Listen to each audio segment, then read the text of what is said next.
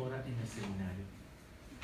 Ahora nuestros autores invitados van a hablar en el orden en que han sido presentados.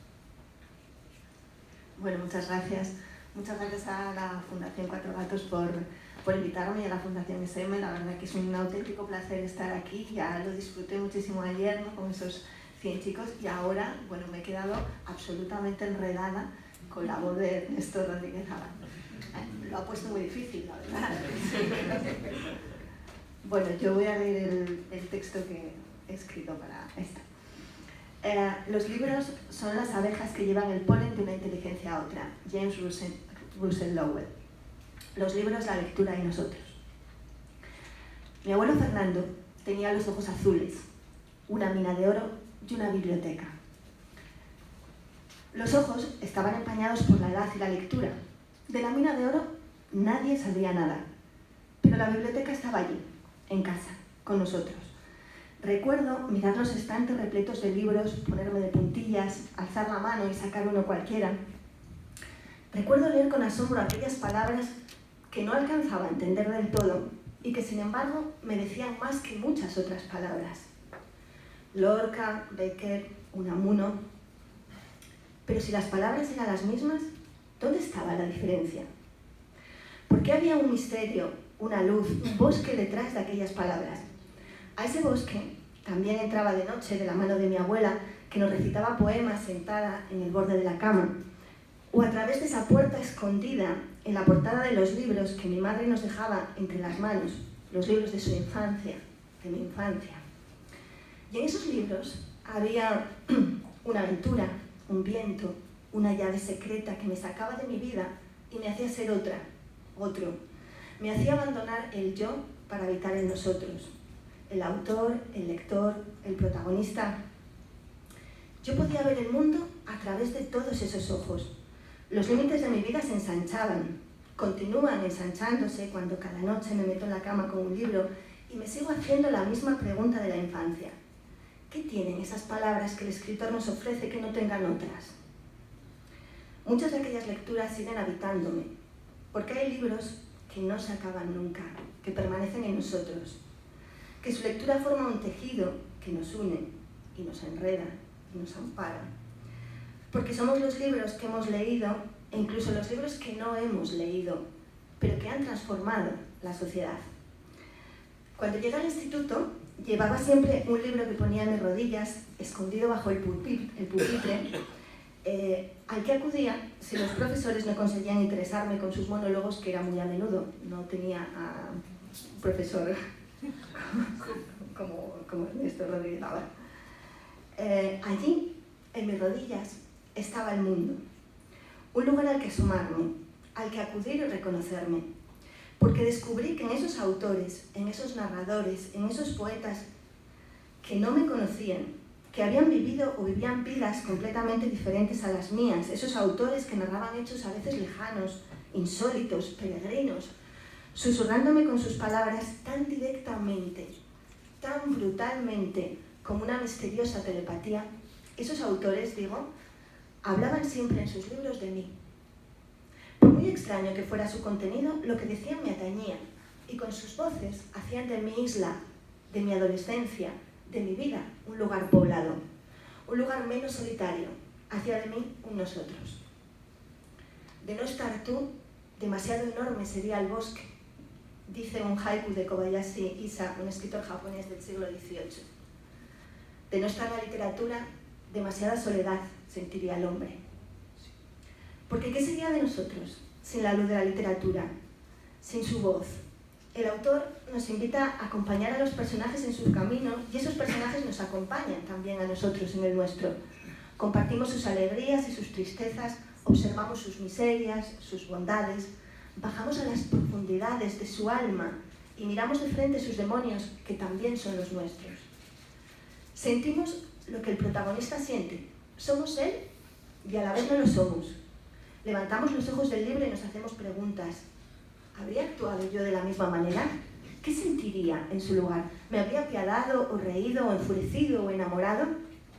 Así pues, yo soy Julieta y Gregor Samsa y Alonso Quijano y Ana Ozores. Nosotros somos también ellos. Y cuando en el instituto volvía los ojos hacia el profesor de historia, sentía que regresaba de un lugar remoto y a la vez íntimo. Sabía más de mí y del mundo y no estaba sola. Sentía aún lo que acababa de vivir en el libro y me conmovía o me encolerizaba o me hacía reír. La emoción. Esa espada que debe atravesar el libro y alcanzar al lector. Esa espada que me alcanzaba. De un modo impreciso lo comprendí entonces. La emoción es lo que sostenía esas palabras iguales a las otras y sin embargo tan diferentes. Ese misterio, ese incendio, residía en la forma en que esas palabras se unían para ofrecernos un lugar donde descubrir lo que las mismas palabras callan. Comprendí con qué delicadeza esos autores habían escogido cada palabra para hacer visible lo invisible, para abrir caminos que la vida me negaba, para que yo pudiera emocionarme y reflexionar, para que construyera el relato que diera sentido a mi propia vida. Porque al fin y al cabo somos eso, ficciones. Somos el relato que nos contamos, el relato que nos cuentan de nosotros. De ese modo construimos nuestra identidad y el mundo que nos rodea. La lectura nos da herramientas para elaborar esa historia, la nuestra. Por un lado, nos muestra lo que fuimos y lo que no nos atrevimos a ser, lo que somos, lo que no somos, lo que seremos, lo que nunca seremos. Y por otro, nos ofrece el lenguaje en toda su vastedad, en toda su complejidad y su belleza, para elaborar nuestros propios relatos. El mío, el de mi familia, el de mi sociedad, el de la humanidad, para construir este nosotros. Un nosotros que no está solo en lo cercano, sino que cruza fronteras y nos hace nuestro también lo lejano. Y esto es importante siempre. ¿Cuánto lo será entonces en la niñez y en la juventud, cuando se está conformando nuestra personalidad, nuestra identidad, cuando estamos buscando el relato que nos explique quiénes somos? Leí en una ocasión que una profesora argentina les preguntó a sus alumnos adolescentes qué era para ellos la adolescencia. Y ante su silencio, la profesora les ofreció su propia definición. Un adolescente es alguien al que se le ha roto un espejo. Ya no es el que era. Entonces un alumno, adolescente, levantó la mano y dijo: quiero agregar que no se trata de un solo espejo el que se rompe, son muchos los espejos que se rompen. ¿Dónde mirarse entonces? ¿Dónde construirse? En los libros, en la literatura, encontramos esos espejos donde reconocernos y también la belleza que necesitamos para soportar el dolor de la vida. Leer es un acto íntimo, es un acto solitario y sin embargo no existe nada más plural. Lo mismo sucede con la escritura. Se escribe en soledad por una necesidad personal y profunda y sin embargo siempre hay una vocación de comunicación, de unirte al otro a través de esa larga carta que le estás escribiendo en forma de novela o de poesía o de obra de teatro, esa larga carta para construir el nosotros. En algún momento, en esos años del instituto, la lectura me llevó a la escritura. ¿Sería yo también capaz de encontrar las palabras para ofrecer a otros todo lo inexplicable, lo inasible que había dentro de mí, todo eso que me hacía sentir única y al mismo tiempo igual a los demás? ¿Podría construir una ficción donde encontrarme y encontrar a los otros? ¿Sería capaz a través de esa ficción de entender la realidad, de aprehenderla? Durante muchos años escribí poesía, nunca fui una buena poeta, la verdad, pero aprendí a buscar en las palabras, a amarlas, a suplicarles, a enredar en ellas. Y de un modo natural fui derivándome al relato, al cuento infantil y juvenil, donde podía volver a mirar el mundo con los ojos de la infancia, esa mirada limpia y nueva sobre todas las cosas, o con los ojos de los adolescentes, que con su desbordante intensidad están buscándose a sí mismos, y todo el futuro, todas las posibilidades son suyas. Y al hacerlo, sentí la responsabilidad de la palabra. Tengo que ofrecer un lenguaje plural, un lenguaje rico, palpitante, que construya una ficción honesta con la que ese hipotético lector, ese tú, ese nosotros, sienta una emoción verdadera.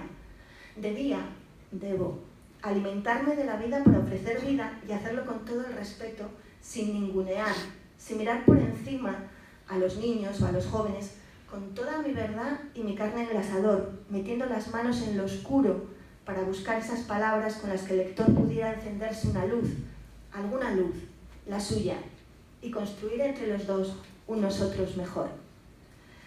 Ese es, al fin y al cabo, el único sentido de todo esto. Ninguno de los nietos heredamos los ojos azules de mi abuelo, ni la mina de oro. La biblioteca sí. Y también esta inquietud por revolver en las palabras, en la ficción, para entender la vida. En realidad creo que mi abuelo nunca tuvo una mina de oro. Descubrí hace unos años un carnet suyo antiguo de pensionista de la minería asturiana, testimonio de que simplemente había trabajado en una mina y que el resto era leyenda familiar. Pero ahora, con los años, he comprendido que sí, que mi abuelo tuvo una mina de oro, esa que fue atesorando a lo largo de la vida y que nos legó a sus nietos, porque la verdadera mina de oro de mi abuelo era su biblioteca, esa biblioteca con la que poder construir un nosotros mejor.